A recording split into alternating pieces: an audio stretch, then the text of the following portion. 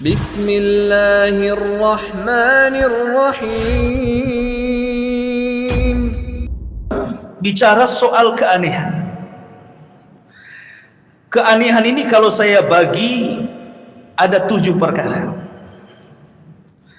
Pertama disebut mukjizat. Yang kedua disebut irhasa. Yang ketiga disebut karamah.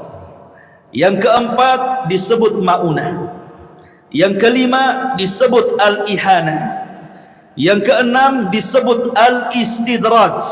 Dan yang terakhir disebut as-sihru, sihir. Ya. Kita rinci apa maksudnya 7 keanehan ini. Yang pertama mukjizat. Mukjizat itu adalah amrun khariqun lil 'adah, sesuatu keajaiban di luar kebiasaan orang. Dan ini hanya dijadikan dan diberikan untuk para nabi dan rasul. Mukjizat ini khusus untuk menemani para nabi dan rasul, untuk membuktikan bahwa dia nabi, bahwa dia rasul. Seperti di zaman rasul terbelahnya bulan, ya kan? Kan aneh. Ataupun di zaman Nabi Musa tongkat jadi ular, memukul lautan terbelah 2, atau tangan dimasukkan ke pesak tiba-tiba bercahaya. Atau di zaman Nabi Isa dia bisa menghidupkan orang mati dengan izin Allah, dan begitu seterusnya. Itu mukjizat namanya, khusus bagi para nabi. Kemudian yang kedua ada irhasat. Irhasat juga khusus bagi para nabi, tapi peristiwanya sebelum diangkat jadi nabi. Seperti Nabi SAW sebelum lahir atau saat lahir terdapat cahaya yang menerangi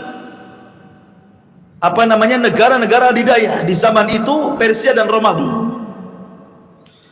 Ataupun ketika sebelum lahir Nabi SAW terjadi peristiwa Ashabul Fil yang kemudian dihancurkan oleh ababil. Itu disebut irhasat namanya. Kemudian yang ketiga disebut karamah. Karamah ini diberikan oleh Allah Subhanahu wa taala kepada wali-wali Allah Subhanahu wa taala. Dan yang dimaksud wali adalah seseorang yang multazim, betul-betul dia iltizam, istiqomah di dalam mengikuti syariat. Memang orangnya taat, sholat, soleh, taqarrub kepada Allah gitu ya.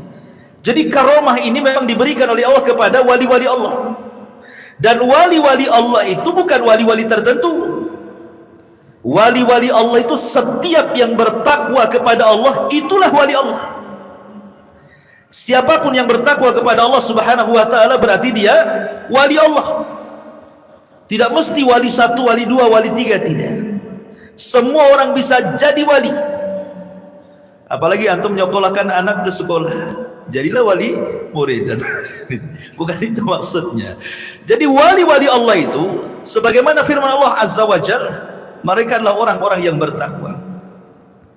Dan takwa itu secara umum, definisi yang sering antum dengar di khutbah Jumat, melaksanakan perintah dan menjauhi larangan. Maka itu karamah. Tetapi karamah itu 1, tidak bisa dipelajari. 2, tidak bisa diulangi. 3, Allah Subhanahu wa taala berikan kepada orang yang dikehendakinya. Dan orang yang punya karamah bukan berarti lebih mulia dibandingkan orang yang tidak punya karamah. Di zaman Rasul, di zaman Nabi SAW, Abu Bakar, Umar, dan begitu seterusnya tidak dikenal karamahnya, dikenal ibadahnya. Tapi ada sahabat Rasul yang diberikan karamah. Contohnya siapa? Tufail ibn Amr ad-Dawsi. Di tangan dia Abu Hurairah masuk Islam. Banyak sahabat yang masuk Islam di tangan Tufail ibn Amr ad-Dawsi, karena dia orang Daus. Abu Hurairah juga orang Daus. Ketika dia berdakwah ke Daus, pertama kali dakwah ditolak. Datang dia kepada Nabi. Nabi, saya sudah berdakwah kepada kaumku, tidak ada yang mau, berilah tanda kepada. Kata Nabi SAW, pulanglah, nanti akan Allah datangkan tanda kepadamu. di tengah jalan, namanya orang dulu nggak ada senter. Zaman sekarang kan enak lah bawa senter gitu ya. Zaman dulu malam-malam gelap lah. Tiba-tiba di tengah jalan, dahinya bercahaya, nyorot gitu dahinya itu. Ada cahaya nyorot ke depan.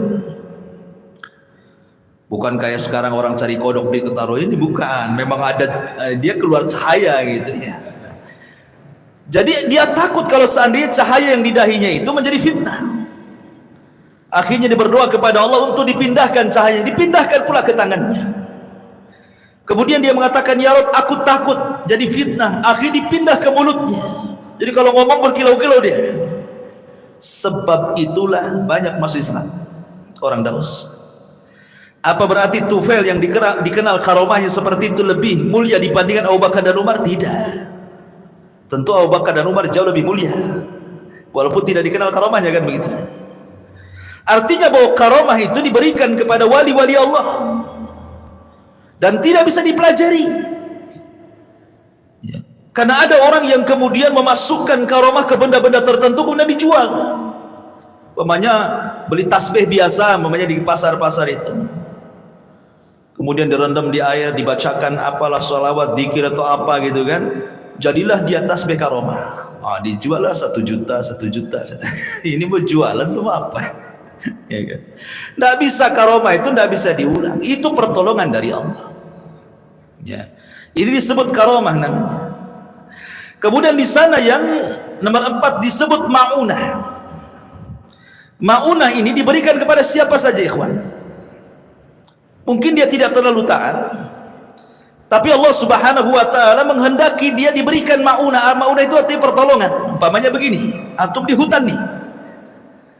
Antum di hutan, ya mungkin sholat ya sholat gitu, mungkin yang lain kurang lah, kadang sholat kadang maksiat gitu kan, tidak terlalu taat.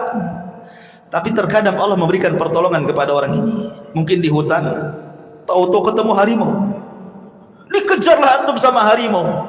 Rupanya antum naik ke pohon, selamatlah antum. Siapa yang menyelamatkan? Allah. Ini disebut ma'unah namanya, disebut ma'unah. Atau contoh dalam kisah, dulu ada seorang pedagang soleh, orangnya baik, dia ingin mengantarkan barang. Kalau di zaman sekarang kan ada istilah travel gitu ya, untuk antar barang antar daerah. Zaman dulu kan tidak ada travel. Mereka kalau mau ngantar dagang, para pedagang itu menyewa orang tertentu, kemudian dinaikkan di unta, berapa unta, kemudian diantar. Akhirnya ada seseorang yang menawarkan membawakan dagangannya ke unta-unta dia dengan harga yang murah dan dijanjikan jarak tempuh yang cepat, pakai jalan tikus mungkin bahasa kita. Akhirnya mau deal, oke, diangkat. Rupanya sama travelnya ini dibawa ke tengah padang pasir yang tidak pernah dilalui orang. Ini pedagang soleh ini bingung karena tidak pernah dia lewat sini. Ketika sampai di tengah padang pasir, kok banyak tulang belulang nih, banyak tulang-tulang manusia di situ. Mulailah dia curiga. Akhirnya dia minta berhenti dan mengatakan kepada travelnya, bang, ini kok banyak tulang manusia di sini, bang? Kata travelnya, rupanya kamu sudah tahu, saya ini bukan travel, saya ini penjahat. Oh, dia tahu ini penjahat. Dia mau ngambil barangnya, mau bunuh orangnya. Kata dia, kalau begitu ambillah barang, tapi jangan bunuh saya, biarkan saya balik. Maka kata penjahat ini yang ngaku travel, dia mengatakan, semua orang yang kubunuh ngomong begitu, tapi tidak saya lepaskan. Ketakutan dia. Akhirnya dia mengatakan, ya kalau begitu berikan waktu untuk aku melaksanakan 2 rakaat salat. Akhirnya dia ambil wudhu dengan perasaan dagdikduk, namanya mau dibunuh habis itu kan. Kemudian ketika sholat, Allahu Akbar, tidak tahu apa yang dibaca. Ibaratnya kalau antum sholat ditodongkan pistol gitu ya, habis sholat antum didor, kira-kira Fatihah antum hafal gak? Aku gak bingung karena udah jelas tuh habis sholat mati gitu kan. Stres orang ini, apa yang mau dibaca?